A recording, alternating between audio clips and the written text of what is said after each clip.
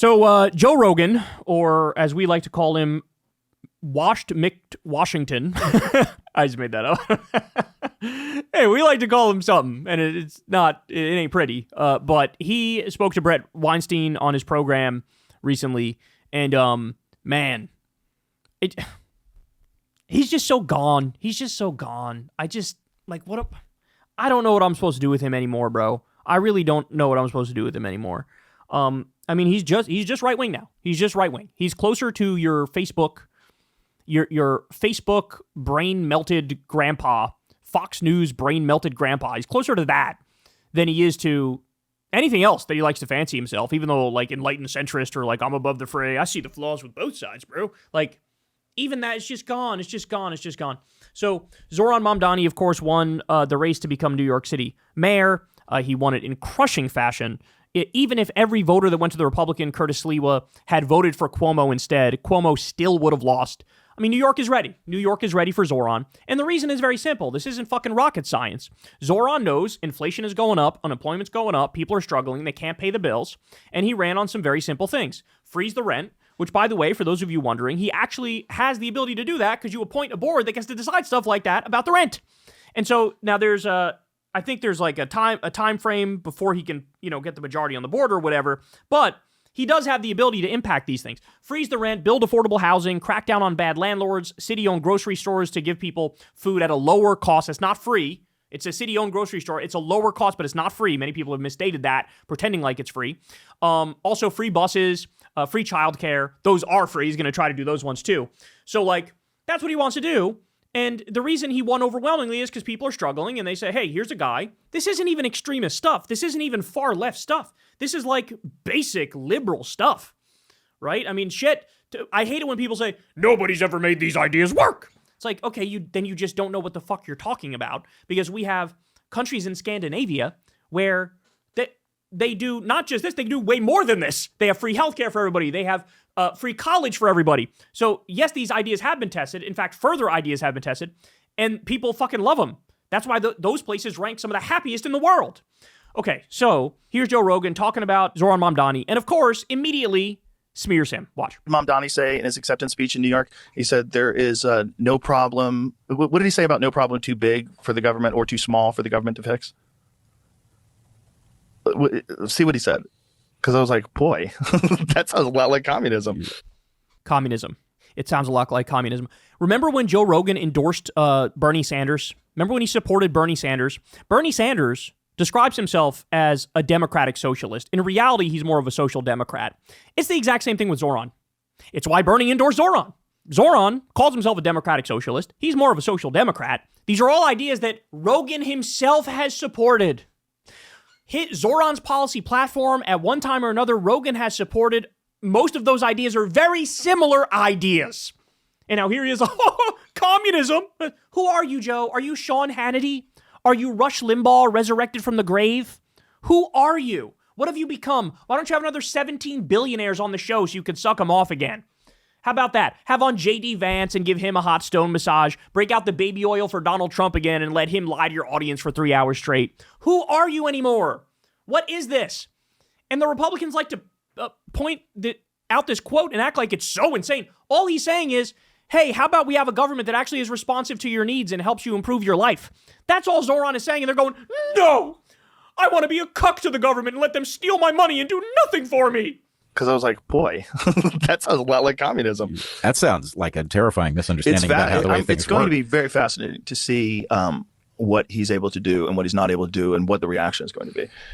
His victory speech draws concern as New York mayor vows no problem. Who's the source? I think that's Fox News, right? I think that's Fox News. Too large for government to solve. And I think it was too small for government to care about was the next point that he said. Something like, yeah, that's it. Or too small for it to care. No concern, too small for it to care about. Man. They act like that's so scary. What that means is like, if you tell your landlord, hey, this thing is broken in the house and you need to fix it. And the landlord's like, no, fuck off. I'm not going to fix that. Or like they're dragging their feet and not doing it for a month. That government should care about shit like that. That's what he's saying. Make the landlord fucking fix it. That's what he's saying. Like, I'm sorry, these guys are all fucking brain-wormed MAGA pro-Reagan freaks. They all agree with the Reagan mindset of like, the scariest words in the English language are I'm from the government and I'm here to help. That was the idea that defined the neoliberal era. Well, that helped get us where we are now, where the government is fucking insanely corrupt. I mean, look at what Trump is doing. Trump crypto scammed his own supporters. He launched a shitcoin 2 days before his inauguration and scammed his own supporters. Right? This is your government now. Your government, I mean, why is Trump giving $40 billion to Argentina at the same time he's freezing food stamp money for starving children in this country? So they got this cucked mindset of like, I don't want the government to do anything to help people. Well, you know, hey, maybe that's a easier position for you to take, Joe, since you're worth what, over $100 million now? Yeah, maybe you don't need the government, but other people, normal people, need the government to fucking make sure we don't get conned and to take care of the basics in a society like any civilized society would have. I mean, it was your buddy Elon Musk that destroyed the Consumer Financial Protection Bureau, which was basically just the anti-scam police. They would make sure you didn't get scammed by big banks or financial institutions. Elon destroyed that, saying, I'm with the scam artists. I want to let them scam you. Right? Here he is. Oh, it's a big scary deal because Zohran says, you know, the government should look after people. Of course I want my government to fucking look after me. I don't want some cuck shit where you pay them and then they take your money and do nothing for you in return. They take your money and send it all to fucking Benjamin Netanyahu, which is what they do now. This is what you guys are arguing for without even fucking realizing it. You know, that's a call for a bigger government, right?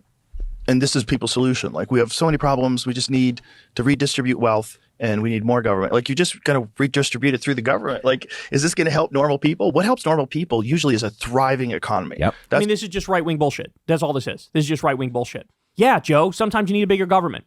Medicare for all, for example.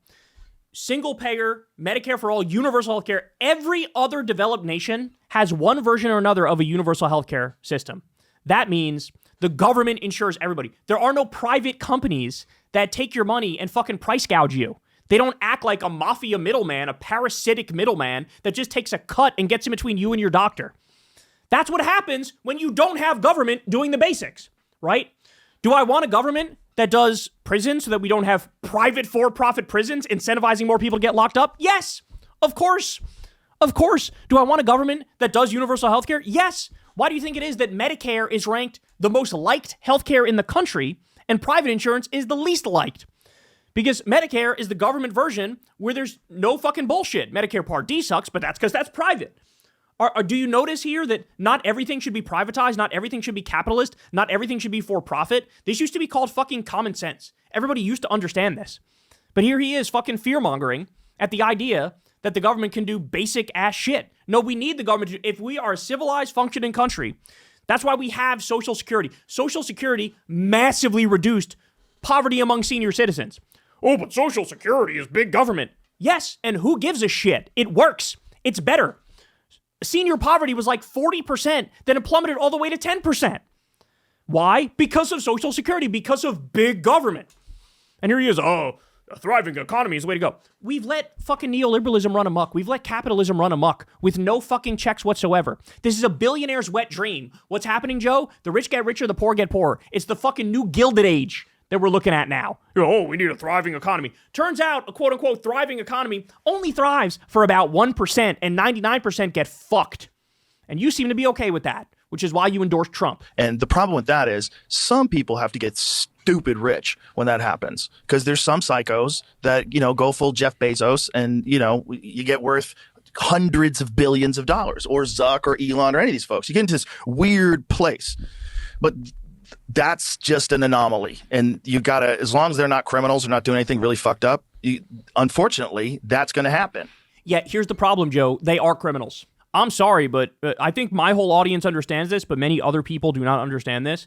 In order to become a billionaire, you are by definition exploiting the shit out of workers, exploiting the shit out of them. And Elon Musk, for example, he's the king of vaporware.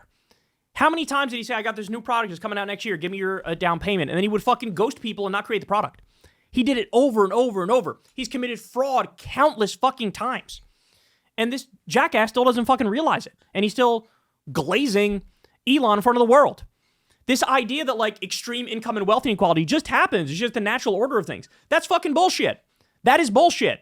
It happens because we allow it to happen. There used to be a time where the difference between the CEO, how much they make, and the average worker in the company, how much they make, it was like the CEO would make 40 times that of the average worker. Now it's like 350 times that of the average worker.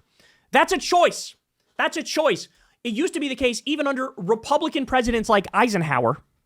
The top 1% of the country would pay a 90% tax rate, top marginal rate. So what that means is, everybody calm down, doesn't mean the government's going to take 90% of your money.